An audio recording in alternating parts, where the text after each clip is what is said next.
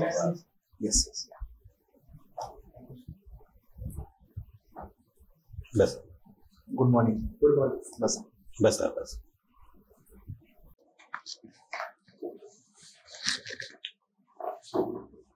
काय नाव आहे? सर माझं नाव शुभम रेवंत सिद्ध खोसे. तिथे इंटरव्ह्यू विचारत नाही, पण आपल्या मॉक इंटरव्ह्यूला विचारतो तुला. शुभम रेवंत सिद्ध खोसे. खोसे. गाव? सर मी लातूर जिल्ह्यातील लातूर तालुक्यातील माटेफळ या गावचा. बर. कुठल्या बाजूला आलं गाव? सर लातूर डिस्ट्रिक्टच्या वेस्टर्न साईडला आहे. नांदेड रोडला? नाही सर, इकडं बार्शी रोडला, मुरुडच्या जवळ. मुरुडच्या जवळ? हो. ते तुमच्या त्या तालुक्यातली एक मोठी लेखक आहे, माहिती का? ते लातूरच्या त्या भागातले. सॉरी सर, मला नाही आयडिया नाही आहे सर. नाही. बर. तुझं शिक्षण कुठं झालं काय? सर माझं शिक्षण 10वी पर्यंत शिक्षण माझं केशवराज विद्यालय लातूर येथून झालं. नंतर 11वी व 12वी शिक्षण राजर्षी शाहू महाविद्यालय लातूर येथून सायन्स या शाखेत झालं. नंतर पदवीचं शिक्षण Vishwakarma institute of technology Pune येथून मेकॅनिकल इंजिनिअरिंग या शाखेत झालं. मेकॅनिकल केलं? हो. केशवराज विद्यालय ते रामगल्लीकडे आहे? हो सर, ते श्यामनगर म्हणून आहे. 10वीला किती मार्क होते? सर 98% होते. 98? आणि 12वीला? सर 12वीला कमी होते, 79.08%. त्यात गणिताला किती होते? मॅथमॅटिक्स मध्ये सर सॉरी सर, आता रिकॉल नाही होत एवढं एक्झॅक्ट सब्जेक्ट वाईज मार्क. आणि डिग्रीला? सर डिग्रीला माझा 8.52 पॉइंटर होता. तर त्या पर्सेंटेज मध्ये जर कन्वर्ट केलं तर अराउंड 74% होतं. चांगलं, डिस्टिंक्शन, बेस्ट. आणि किती साली झाला तू? सर माझी डिग्री 2021 साली कम्प्लीट झाली. 3 वर्ष झाली. 3 वर्ष काय केलं पुढे? सर मी 3 वर्ष MPSC राज्यसेवा देतो. हा माझा पहिला इंटरव्ह्यू, दुसरी मेन्स होती सर. बर. मी ती मगाशी म्हणतो ते रारम बोराडे नावाचे लेखक आहेत, ते तुमच्या तालुक्यात. Okay sir, thank you sir. त्यांनी साहित्य संमेलनाचे अध्यक्ष होते. खूप ग्रामीण कथा लिहिलेली आहे. रावसाहेब रंगराव बोराडे, मुरुडच्या जवळचे. अच्छा. Thank you for the information. आणि मधल्या काळामध्ये मग पुण्यात राहूनच म्हणजे करतो का गावाकडे अभ्यास कुठं करतो? अभ्यास लातूरला करतो सर. ऍक्च्युअली सर माझे आई वडील दोघे टीचर आहेत, तर मग आम्ही लातूरलाच राहतो, तर मी घरीच बसून अभ्यास करतो सर. अच्छा. बर. लातूरला कशासाठी प्रसिद्ध आहे लातूर? सर लातूर मुख्यतः तेथील लातूर पॅटर्न या शैक्षणिक पॅटर्न साठी प्रसिद्ध आहे सर. अच्छा. विलासराव देशमुखांचं काय कार्य वगैरे? हो सर, विलासराव देशमुख हे महाराष्ट्राचे दोन वेळा मुख्यमंत्री राहिलेले आहेत. 1999 to 2003 आणि 2004 to 2008. सर तर त्यांच्या काळामध्ये महाराष्ट्रामध्ये एक चांगलं त्यांनी योगदान दिलेलं आहे त्यांच्या कार्यामध्ये. तर प्रामुख्याने त्यांच्या काळामध्ये IT सेक्टर जे आहे महाराष्ट्रामध्ये, तर ते चांगल्या प्रकारे विकसित झाल्यानंतर FDI सुद्धा चांगल्या प्रमाणात आला, त्यामुळे इंडस्ट्रियल ग्रोथ ही झाली. तसेच जे मुंबई पुणे एक्सप्रेस वे आहे तर ते सुद्धा त्यांच्याच काळात कम्प्लीट झालं होतं सर. अच्छा. आणि लातूरमध्ये अजून तुमची शेती वगैरे आहे का? सर शेती आहे, पण काका बघतात सर शेती. पण शेतात जातो कधी? हो सर, जातो गावाकडे. काय वर टाकायला फक्त? नाही सर, असं अधून मधून म्हणजे 1-2 महिन्याला असते सर चक्कर गावाकडे. हो. काय यंदा काय पीक केलं काय? सर यंदा सोयाबीन लावलेलं आहे, तर यावेळेस पाऊस काळ पण चांगला असल्यामुळं आहे व्यवस्थित सर पीक. तुमच्या गावाला पाणी कुठून, काय डॅम वगैरे? नाही, गाव ऍक्च्युअली आमचं सर जिल्ह्यापासून 42 किलोमीटर अंतरावर आहे, त्यामुळे तिथं असं जलसिंचनाच्या पण एवढ्या सुविधा नाही आहेत. फक्त बोरवेल आणि विहिरीद्वारेच सर एवढं अवेलेबल, बाकी नाही आहे सर. तुमचा आता 3 वर्ष अभ्यास करतो, याच्यामध्ये इतिहास भूगोल सगळा स्टडी झाला असेल? हो सर. हो सर. तुमच्या पानिपतच्या किती लढाया झाल्या काय माहिती? हो सर, पानिपतच्या टोटल 3 लढाया झालेल्या आहेत. कोणाकोणामध्ये? सर पानिपतची पहिली लढाई ही बाबर आणि इब्राहिम लोधी यांच्यात झाली. दुसरी लढाई ही अकबर व हेमू यांच्यात झाली व तिसरी लढाई मराठे व सर अहमद शाह अब्दाली यांच्यामध्ये झाली. हो सर, थँक्यू. आणि तुझा प्लॅन बी तयार आहे? हो सर. काय काय काय ठरवलंय कर पुढं? ही तर होणारच आहे तू आता. सर तरी मी ठरवलेलं आहे की जे मेकॅनिकल इंजिनिअरिंग मध्ये आता सध्या 3D मॅन्युफॅक्चरिंग हे सेक्टर वाढत आहे, तर त्यामध्ये सर NIELIP म्हणून इन्स्टिट्यूट आहे आपल्या संभाजीनगरला, तर तेथे कोर्स आहे सर डिप्लोमा टाईप, तर तो करून एक चांगली ऑपॉर्च्युनिटी आहे त्याच्यात करिअर घडवण्यासाठी. आणि सर माझ्या 1-2 मित्रांनी सुद्धा केलेलं आहे सजेस्ट ते मला. हा पाहिजे ते. हो सर. आता काय आई वडील दोघंही शिक्षक आहेत, त्यांचं एक स्वप्न असतं. हो सर. काय आई वडिलांचं काय स्वप्न आहे? सर आई वडिलांचं अगोदरपासून स्वप्न होतं की मी क्लास 1 अधिकारी बनावं, म्हणून त्याच्यामुळे मला घरात अगोदरपासून सपोर्ट होता हे करण्यासाठी. बाकी छंद काय काय तुझे? सर माझे छंद हे क्रिकेट पाहणे व बॉलिवूडचे जे सॉन्ग आहेत ते ऐकणे, हे 2 छंद आहेत. बॉलिवूड सॉन्ग ऐकणे का पाहणे? नाही सर, ऐकतोच मोस्टली, पाहणं तेवढं. कसं ऐकतो काय? सर हे स्पॉटीफाय वगैरे आहेत त्याच्यावर किंवा युट्यूबवर लावून, म्हणजे चांगलं आहे. आजकाल युट्यूबवर सगळं बघायला. हो सर. आणि क्रिकेटमध्ये काय कोण आवडतं? काय आवडतं क्रिकेटर कोण आहे?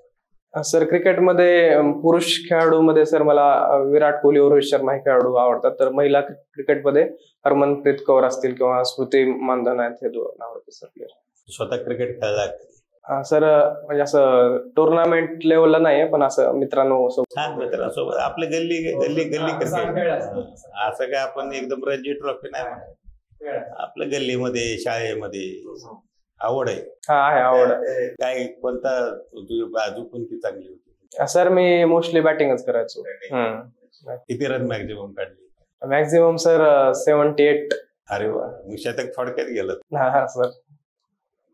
अजूनही पुढे खेळत राहायचं? हो सर, जसा वेळ भेटेल तसा. आणि सिनेमा वगैरे पाहतो? सिनेमा सर मोस्टली कधीतरी, म्हणजे सध्या वेळ भेटत नाही एवढा.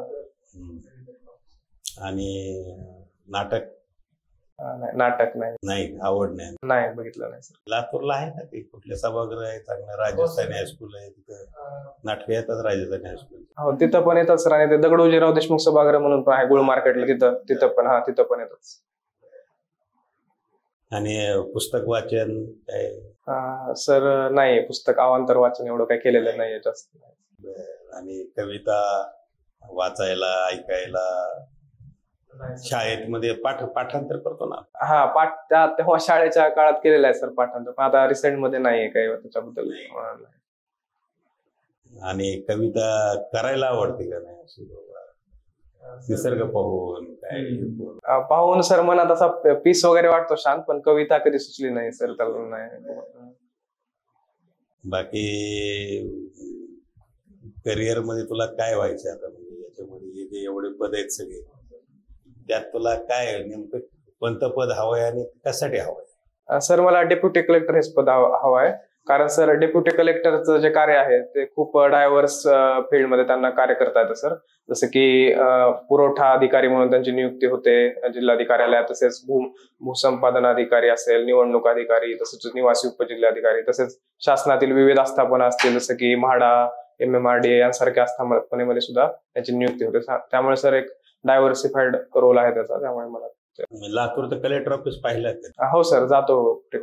हो सर, ते आत जाण्याचा प्रसंग आला का? जॉगिंगला वगैरे जातो सर सकाळी. जॉगिंगला तिथं भरपूर जण जातात सर, त्यामुळे नाही चांगलं बांधलंय. आणि कुठल्या कधी अधिकाऱ्यांना पाहण्याचा योग आला का असं लांबून का होईना? आपलं काही काम असं नाही, पण आपलं चाललेलं बाबा तुमचे लातूरचे कलेक्टर चाललेले आहे. वर्षा ठाकूर घुगे मॅडम आहेत तिथल्या कलेक्टर, त्यांना पाहण्याचा योग आला काही वेळा.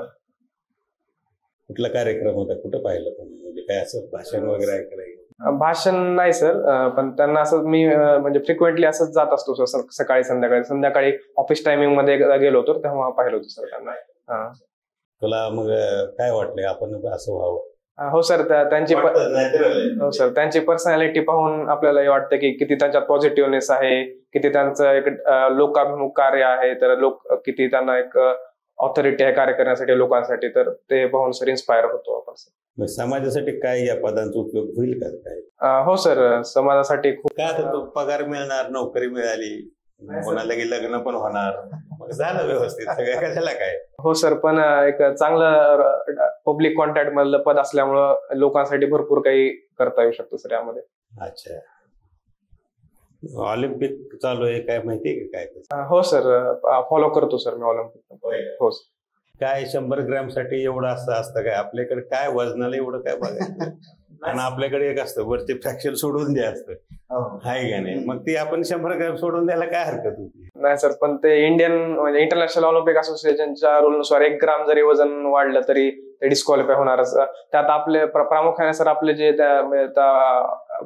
विनेश फोगाट यांच्या जे कोच आहेत, मेंटरिंग कोच असतील किंवा त्यांच्या वेट संदर्भात जे पाहतात ते कोच, कंडिशनिंग कोच म्हणतात त्यांना, तर ते असतील तर त्यांनी अगोदरपासून सर काळजी घ्यायला पाहिजे होती की हे वजन वाढायला नाही. अच्छा, मग ह्याच्यात खेळाडूचा दोष आहे का त्या कोचचा दोष आहे, कोणाचा दोष आहे? सर मला असं वाटतं की कलेक्टिव्ह एफर्टच आहे ते, म्हणजे सर्वांनी मिळूनच काळजी घ्यायला पाहिजे होती ते. मग झालं ते योग्य झालं का नाही काय, म्हणजे तुझं मत काय बाबा? सर मला वाटतं की झालं ते नियमानुसारच झालं, परंतु आता त्यांनी हो सर, आणि कोर्ट ऑफ आर्बिट्रेशन मध्ये अपील केलेली आहे त्यांनी, परंतु सर त्याची सुनावणी सध्या चालू आहे. मग जर काही एक्झेम्पशन काय होऊ शकेल काय, अशी आहे का तशी काय? कुठं पळवाट, कुठं काय? पळवाट म्हणून नाही सर, पण विदिन द रूल्स काही त्यांनी जर काही चान्स दिला, एखाद्या वेळेस सिल्वर मेडल जर ऑफर केलं तर तसं होऊ शकतं सर. काही रिमॅच तर नाही होणार असं वाटतं मला. हो सर, म्हणजे सिंपती दाखवायली तर सिंपती म्हणता येणार नाही सर त्याला, पण एक विदिन द रूल्स काही प्रोव्हिजन्स तशा असतील, मग त्या कोर्ट्स तसं होऊ शकतं सर असं मला वाटतं. ठीक आहे, नियमाप्रमाणे. आणि क्रिकेटची मॅच कधी असं समक्ष पाहण्याची, आता पुण्यात शिकत होता, इथे मॅचेस होतात, IPL होतात, कधी गेला का? पुण्यात शिकत असताना नाही सर, पण मी 10वी झाल्यास माझ्या सुट्ट्यामध्ये आलो होतो घोंजे स्टेडियमवर. कुठे? घोंजे, पुण्याचं घोंजे स्टेडियम, हा तिथं आलो होतो सर. तर ते Punjab Kings versus KKR match पाहिली होती तेव्हा. पाहिली होती, कसं वाटलं बघताना? सर एक वेगळाच एक्सपिरियन्स असतो समोर पाहण्याचा, तिथलं वातावरण, तिथला एक लोकांमधला जोश, हे पाहून एक चांगलं वाटतं. आणि टीव्हीवर बघताना कसं वाटतं? टीव्हीवर बघताना सर म्हणजे असं, आणि प्रत्यक्ष बघा, दोन्हीतला फरक सांग. प्रत्यक्ष बघताना म्हणजे आपल्याला एवढं स्पष्ट एवढं दिसत नाही, पिच वगैरे काय चाललंय का, असं अंदुकांदुकच दिसतं, पण एक चांगला एक्सपिरियन्स असतो सर. जे वातावरण जास्त लोकांमध्ये जे एक चेअरअप करतात लोक, तर ते पाहून एक चांगला आनंद भेटतो. पण टीव्हीवर सर एक HD टाईप मध्ये आपल्याला पाहता येतं सर, असं वाटतं मला. प्रत्यक्षात तरी प्ले नसतो कधी, टीव्हीवर ते 10 वेळा दाखवतात ऍक्शन रिप्ले असतात. आता पूर्वी नसायचे ते, पण आता आले. पण ह्या क्रिकेट खेळताना खेळणारे कमी असतात, पाहणारे जास्त असतात, टीव्हीवर पाहणारे असतात, रेडिओवर ऐकणारे असतात. त्यांचा वेळ जातो असं वाटत नाही का? सर मला वाटतं की क्रिकेट पाहणं एक हॉबीचा विषय आहे आपला, तर त्यातून पण आपण एक काहीतरी क्वालिटी शिकू शकतो चांगल्या. त्यातून पण एक त्या प्लेयर्सचं हार्डवर्क पाहून, त्यांचं स्ट्रगल पाहून, किंवा त्यांचं जे डिसिजन मेकिंग सारखं स्किल पाहून आपण इन्स्पायर होऊ शकतो. त्याच्यातूनही आपण बरेच काही शिकू शकतो असं मला वाटतं सर. क्रिकेट बद्दल एक गाणं आहे, माहितीये का गाणं? सर म्हणजे वर्ल्ड कप रिलेटेड कुठल्या का? नाही, वर्ल्ड कप नाही, क्रिकेट खेळण्याबद्दल, क्रिकेटच्या खेळाबद्दल गाणं आहे. नाही सॉरी सर, तर आयडिया नाही. सुनील गावस्कर नाव ऐकलं कधी? हो सर, ऐकलं. त्यांनी म्हटलेलं गाणं आहे ते, क्रिकेट म्हणजे क्रिकेट. हा, ते गाणं त्यांनी म्हटलं, ऐकलं होतं, पण कधी ते गाणं ऐकलं नाही सर, पण त्यांनी एक गाणं गायले असं ऐकलं होतं मी. क्रिकेट म्हणजे काय काय होतं, शब्द नाही, हुकला तो संपला असं आहे, म्हणजे बॉल हुकला की गेले दांडी, असे अर्थ नाही. काय कधीतरी तुला क्रिकेटचं सांगायचं म्हणल्यावरती गाणं पण माहिती. हो sir, thank you sir for the information. आणि तू आता वेगवेगळ्या पदांचा तू अभ्यास करायला पाहिजे, पण ही जी सगळी पद आहेत त्याची जबाबदाऱ्या, त्याचे हे, आता याच्यामध्ये BDOचं पद आहे, तर BDOचे काय काम आहे माहिती आहे का? हो सर, BDOची पोस्टिंग एकतर सर पंचायत समितीचे ऍडमिनिस्ट्रेटिव्ह अधिकारी किंवा जिल्हा परिषद मध्ये डेप्युटी CEO म्हणून होते. तर महाराष्ट्र पंचायत समिती व जिल्हा परिषद कायद्यामध्ये त्यांना जे जबाबदाऱ्या दिलेल्या आहेत तर त्यांना पार पाडाव्या लागतात सर. तसेच BDO हे पंचायत समितीचे सचिव म्हणून सुद्धा कार्य करतात. तर पंचायत समितीचे बैठकी होतात, त्याचा वृत्तांत त्यांना ठेवावा लागतो सर सर्व. तसेच कुठल्याही स्कीम अंडर रिलेटेड सर पैसे काढायचे असतील तर त्यासाठी BDO यांची परवानगी लागते सर. आणि हो सर, सध्या एवढं आठवतं. अच्छा, आणि DYSP व्हायची इच्छा आहे? हो सर, DYSP व्हायची इच्छा आहे, पण या ऍड मध्ये पद नाही सर. नाही का? म्हणजे संधी हुकली म्हणा की. हो सर. पुन्हा जर जाहिरात आली DYSP मध्ये तर भरणार का? डेप्युटी कलेक्टर झाला पुन्हा बसायची पाळी आहे का नाही इंटरेस्ट? सर, डेप्युटी कलेक्टर माझा पहिला प्रेफरन्स आहे, परंतु सेकंड प्रेफरन्स DYSP आहे सर. नाही, पण आता DYSP करायची जास्त इच्छा आहे का डेप्युटी कलेक्टर व्हायची जास्त? Sir, first preference deputy collector असल्यामुळे डेप्युटी कलेक्टर. नाही, पण पुढची जाहिरात आली तर बसायची का? सर, यावेळेस जर DC भेटलं तर नाही बसणार सर, परंतु डेप्युटी कलेक्टर होण्यासाठी पुढची जाहिरात आली पण देणार सर एक्झाम. लातूरशी बिलॉंग करता? हो सर. कोचिंग इंडस्ट्री फारच मोठ्या प्रमाणात विकसित झालेली आहे, नाही का? त्याचे काही सध्याच्या म्हणजे ज्या पद्धतीने मीडियामध्ये वेगवेगळ्या घटना आपण ऐकतो, तर तशीच परिस्थिती आहे लातूरमध्ये की काही बऱ्यापैकी विद्यार्थ्यांचं हित लक्षात घेतलं जातं, त्यांना व्यवस्थित त्यांची जी काही सुरक्षा आहे त्याची मानकं पाळली जातात? तुमचं काय ऑब्झर्वेशन आहे? सर, माझं ऑब्झर्वेशन असं आहे की लातूरमध्ये पण सर काही कोचिंग क्लासेस असे आहेत की जिथे सुरक्षा नॉर्म्स प्रॉपर आहेत, म्हणजे multiple entry exit point, fire NOC वगैरे आहेत. परंतु काही ठिकाणी सर एक छोट्या जागेमध्ये मोठा क्राऊड बसवला जातो विद्यार्थ्यांचा, तर तसं पण आहे सर. म्हणजे मिक्स्ड माझं ऑब्झर्वेशन आहे. दोन्ही पद्धतीने आहे. पालक वगैरे काही सजग आहेत याबद्दल की आपले विद्यार्थी शिकतायत आणि मग ते विचारतात? सर, मुख्यतः विद्यार्थी ग्रामीण भागातून येत असल्यामुळे पालकांना एवढी आयडिया नसते सर, म्हणजे कशा पद्धतीने ते शिकतात वगैरे. तर अवेअरनेस क्रिएट करण्याची गरज आहे. अशा आता जी दिल्ली घटना झाली त्यातून तरी सर अवेअरनेस चांगला क्रिएट झाला असं मला वाटतं पालकांना. पण ह्याचा उपयोग खरंच होतो का? एवढे पॅटर्न आहे, क्लासेस आहे? सर, नक्कीच याचा उपयोग नक्कीच होतो. नाही, लोक पुणे मुंबई सोडून लातूरला 10वीला 12वीला जायचं म्हणतात. जर आपण रिझल्ट पाहिले तर नक्कीच सर चांगला उपयोग होतो त्या पॅटर्नचा असं मला वाटतं. पण ते घोकमपट्टी टाईप आहे म्हणतात, खरं?